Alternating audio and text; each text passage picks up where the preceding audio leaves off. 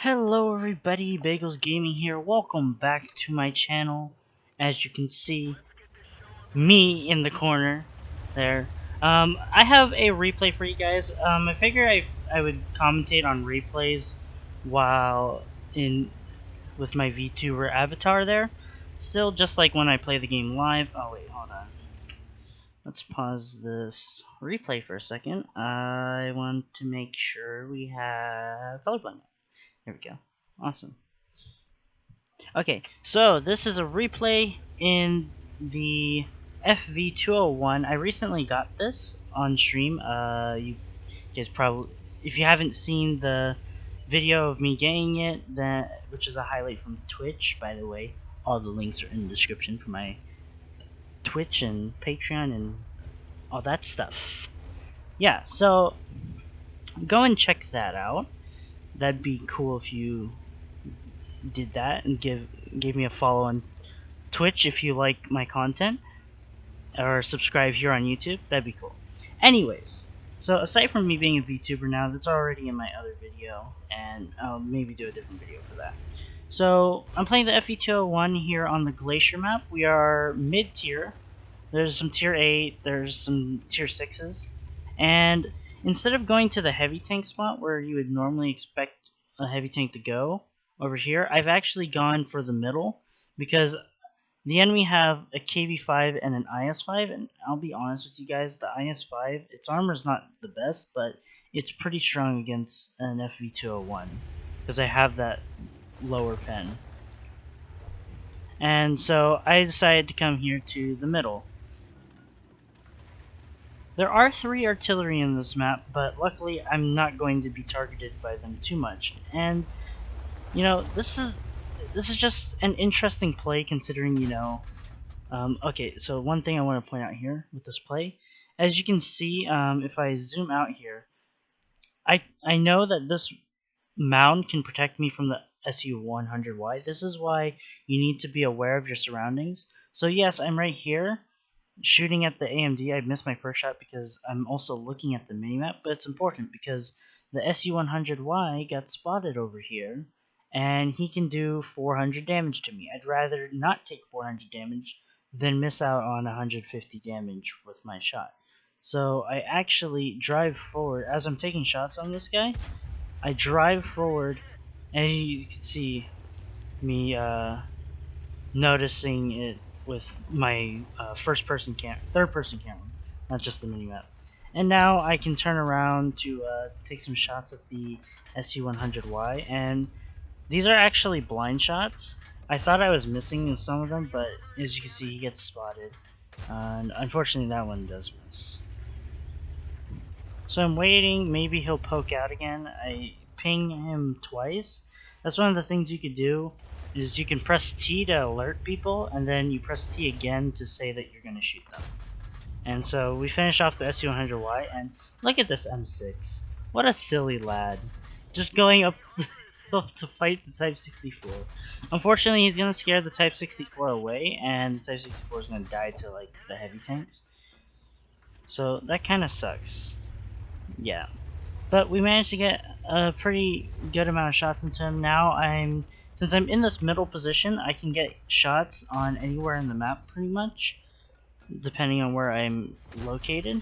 And so now I'm going to help out my northern flank. T-44 is by himself against basically 6 people, so we're gonna try and help him out. I miss a couple shots here and there, but overall we're doing a lot of damage, and we're taking out a lot of these tanks, making it easier for our T-44 friend to get them.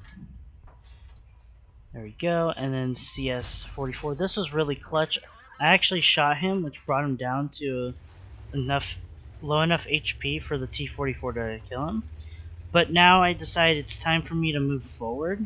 I need to move up somewhere, and the T-44 was so low that he was gonna die sooner or later there. So if you look at the minimap, this is where reading the minimap comes in very important for newer players who are trying to get into the game.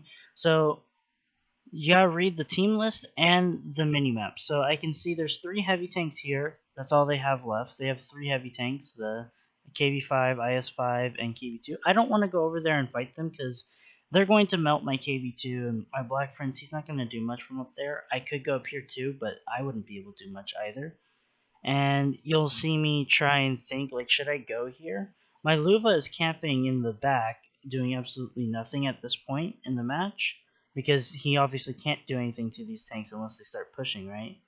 So there's no point in me going that way. Then you look to the south, and we see that the Progetto and the Boogie are spotted over here in the south. That's literally all their tanks. All they have left is artillery. And because we killed the SU-100Y earlier, who was their only TD, they now have nobody. Like, this is all open space for me to go into their cap circle and kill their RT. So that's what I eventually decide on doing. You know, it's a play that you wouldn't expect a heavy tank to make, you know, and of all the heavy tanks to see making that play, and you can see me contemplating it. Yeah, I even do contemplate going up the hill as well, but it's just such an unconventional play, hence the title of the video, you know, Unconventional Play. And you'll see it ends up working out for us because since my team is very hard camping this map, that means they're extra susceptible to artillery when they get spotted, because they will be spotted when the enemy team pushes in, since they kind of have the map advantage right now. They control more map. So me taking out the artillery does two things. It sets me up for being able to maybe cap out the base, and it allows me to get rid of the artillery. As you can see, there was a blind shot coming from one of my artilleries who's been trying to counter the RDs the entire game. So it helps that I spotted the M12 a bit there, and he's actually going to get blind hit for a decent amount of damage. And so while I'm driving up here, I was doing the math. You know, they have 350 health.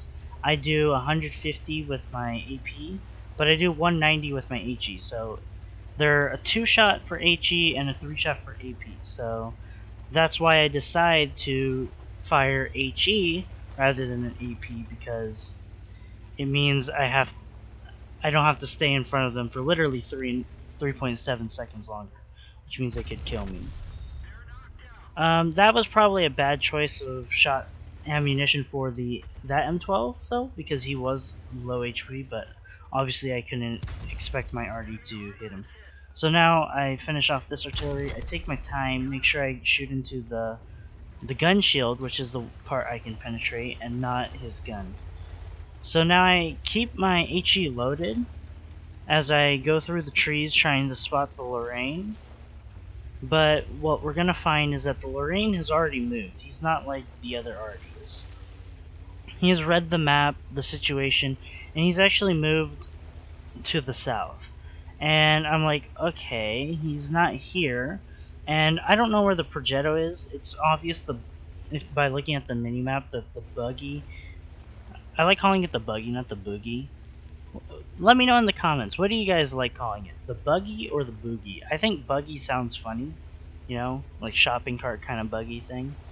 But anyways, so we're driving up the hill. I decided to switch back to AP because I don't know where the Spaghetto is, and I'm like, okay, he's probably going to be coming back for me since he's not pushing with the buggy. And I'm going to ask if anyone knows the HP of the Spaghetti, and as I type that in, he gets spotted by me. So I put a shot. We both put a shot into each other. He notices I have 1,650 HP, and he decides to fall back because my superior DPM. And I can't chase a Spaghetto, so I'm just gonna turn around and then go this way. And I think he noticed right there at the end because he slowed down. So he actually started turning around, but I was already going this way, and I used the hill's momentum it gives me to actually push into him. And you could tell he's just panicking, like missing shots and everything. And now he's basically he's about a 1-shot. He has a little bit more HP than my average. So now I try to do the same thing, but he's actually gonna drive what he does here is very interesting. He drives all the way around so that he can get into the bush that's located right here to get shots on me. I think he thinks that I would go for the artillery. So basically what the Progetto does, he does one of two things. He either went up here or went all the way around here, but considering I'm not spotted, actually, wait, I don't think I have 6th Sense, so I don't know if I was spotted, right? Do I have 6th Sense? Okay, we'll pretend like I don't have 6th Sense until I get spotted again.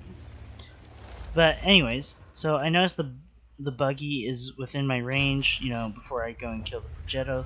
So I'm like, you know what, I'm gonna help out my Artie because my Artie is all that's left and a buggy on my team. So I finish him off, and then now we spot the Progetto, and he's not even looking this way. He panics. He does get a few shots into me, but because of my HP and my DPM, I'm able to kill him before he does too much to me. So now my buggy on my team dies, so I have no choice but to decide whether or not to fight the IS-5 or try and cap out. So I have 2 artillery left on my team. He also has an artillery, so I'm really afraid of the Lorraine because all he needs to do is splash me once to ruin my cap, or if the IS-5 gets into where my artillery are and kills both my arty, they could both outcap me. So that's why I was contemplating trying to shoot the Lorraine, but I decided no, I'm just gonna go into the cap circle. And once I get into the cap circle, I ask the S51 to kill the Lorraine. Like, out of everything else he could possibly do, I just want him to kill the Lorraine. And I have it's kind of an interesting moment. Yeah, I stop right here in the cap circle to type it out. And it's very interesting how he kills the Lorraine. I was like, try to kill the Lorraine, please, S51. And this is another tactic that you can adopt. Okay, so first I see this in chat. S51 was lost in battle. I was like, no, he killed himself. Why? Why would he do that? This could have been a win. And then right afterwards it says he destroyed the Lorraine, so I think he set him on fire. It was some kind of like hit, like so close that they killed each other. And so now it's me versus the IS-5. I put nice in the chat, obviously. And so this is what I'll tell you guys what I'm doing here. This is a relatively decent play that you can emulate, although of course because you're hiding behind the cap circle stuff, it's pretty, you know, they might guess that you're there. So in a wide open cap like this, if you look, this cap is completely open. I'm not 100% if these two things count as bushes, but so rubble like this actually does conceal you a little bit. It's destructible, of course, but like if it's there, then you can hide behind it, and they'll have to break this to actually spot you easier. So if the IS-5 was driving towards the middle, you know, and he'd poke up over here, if he had decent view range, he would have to. He wouldn't be able to have line of sight on me, at least most of the time, because of this rubble here. And my team said that he had 1,000 HP, which means it would be a fair fight in terms of HP. And I do not want to fight a 1,000 HP IS-5 with my FV. So I decided to sit here in the cap circle, and if we speed it up, then he gets on the cap circle, and we all know where this is going to end. So I was looking here to guess if I would get a shot, and this is actually just a small little tidbit I thought was kind of interesting. So if you look at my render distance, the shown by the yellow circle, that's 540 meters away. Remember, every shell in the game is capped out at 720 meters. That would be somewhere like here, which means it's physically impossible for either of us, him or me, to actually blind fire the cap. So what I think he was trying to do, because obviously he might have been able to come back in time, you know, I think the IS-5 decided to go into the cap circle and blind fire me, but because that's more than 720 meters away, his shells would just disappear somewhere over here. Like, completely de-render, do absolutely nothing. So he actually would never be able to hit me. I think that's what he was trying to do. So I thought that was interesting. Because I was going to do the same thing, but I realized that it wouldn't work. And that's where this match is going to end. There we go. And we win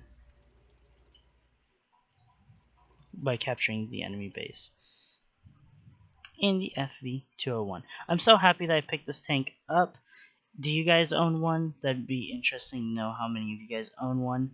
It was a bit of a grind, and I think most people assume the FV201 is kind of weak, but I don't think so. I think it's a very strong vehicle at tier 7. And I've run the HP buff thingamajiggy. So let's look at the post-battle results for that match. So here we are in the post-battle results, and as you can see, this was my first ace in the FV201, so I was very happy about that. We picked up a Pascucci's medal for killing 2 of the M12s. That was fun. It's always great to kill artillery. We got the Invader's medal for our 100 cap points, and of course we got the high caliber for 3,300 damage. In the match it said we only had 3,000. That's because we got 2 blind shots for about 300 damage on the SU-100Y. So those blind shots that we got at the beginning. Shout out to Razor's Edge in the S51, did 1,600 damage, and honestly I think he's the one who really helped me with carrying the game there by killing the Lorraine, because that could have been very bad for me when I tried to cap out. So yeah, top on the team for XP and damage done. We also got 5 kills, so unfortunately we didn't get the top gun, but that's okay. We fired 30 shots, 25 hits, and 24 pens, all of which were either standard AP or HE. We fired 3 HE rounds, and because we didn't fire any premium rounds, our ammunition cost was pretty low, so we make a nice profit of 47,000. If we had a premium count, it would have been 75,000, which is very nice. It's almost tier 8 level of premium income there. Overall, this is one of my best matches so far in the FV201. I think it's pretty close with my previous best match with it. I've only played 25 battles in it, so yeah, I'm looking forward to trying to 3-mark the FV201. If you'd like to see more of this tank, or more of me playing this tank, then consider subscribing to the channel, hitting the bell notifications. That'd be cool too. Or also go to Twitch, because I play World of Tanks on Twitch. If you'd like to see me grind it live, that'd be epic as well. Follow me there. So, quick reminder, if you're enjoying my content, we'll move over to the Bagels room. If you're enjoying my content, consider supporting me by just joining the Discord server. I love to talk to people on the voice chat in the Discord server. Very fun times there, and we could platoon while I'm not, streaming or making videos and stuff. So consider joining the Discord server. It's so fun to interact with people on Discord. Another thing is, if you'd like to support me monetarily through like a kind of tip sort of thing, because I do Twitch, there's the bits format and subscriptions on Twitch. But if that's a bit expensive, which I can definitely see that being expensive, the simplest way to support me and also get benefits on the Discord server is through Patreon, as low as $2 a month for the tier 1. Anyways, that's enough of me talking about selling out stuff and money and whatever. If you enjoyed the video, consider giving the video a like, etc., etc. And Bagels Gaming here. Peace out.